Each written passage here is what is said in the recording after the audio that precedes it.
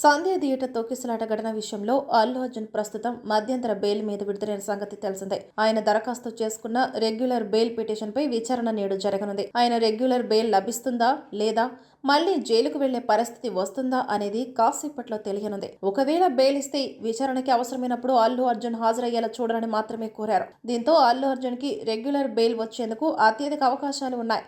అభిమానుల సంబరాలకు సిద్ధమైపోవచ్చు. Regular bail వచ్చిన తర్వాత ఆయన శ్రీతేజ్ని కలిసే అవకాశాలు ఎక్కువగా ఉన్నాయి. శ్రీతేజ్ తండ్రి భార్గవ్ కూడా కేసు వెనక్కి తీసుకోవడానికి సిద్ధంగా ఉన్నానని మీడియా ముఖంగా అధికారికంగా చెప్పడంతో అల్లు అర్జున్ ప్రభుత్వం అనుమతిని తీసుకొని శ్రీతేజ్ని కలవచ్చు. శ్రీతేజ్ని ఆయన కలిసిన రోజు పెద్ద సెన్సేషన్ అవ్వింది.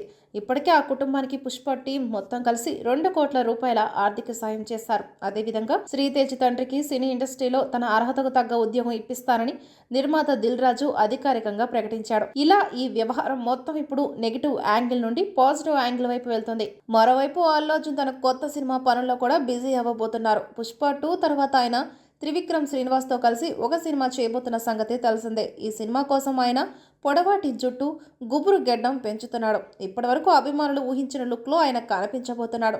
సుమారు 500 కోట్ల రూపాయల భారీ బడ్జెట్తో తెరకెక్కబోతున్న ఈ సినిమా జానర్ పీరియాడిక్ బ్యాక్గ్రౌండ్లో ఉంటుందని తెలుస్తుంది. ఈ సినిమా తర్వాత ఆయన కొరటాల శివతో ఒక సినిమా, అట్లీతో మరో సినిమా చేయనున్నాడు. గత 2 రోజుల నుండి కొరటాల శివ అల్లు అర్జున్కి స్టోరీ నేరేషన్ ఇస్తున్నాడట.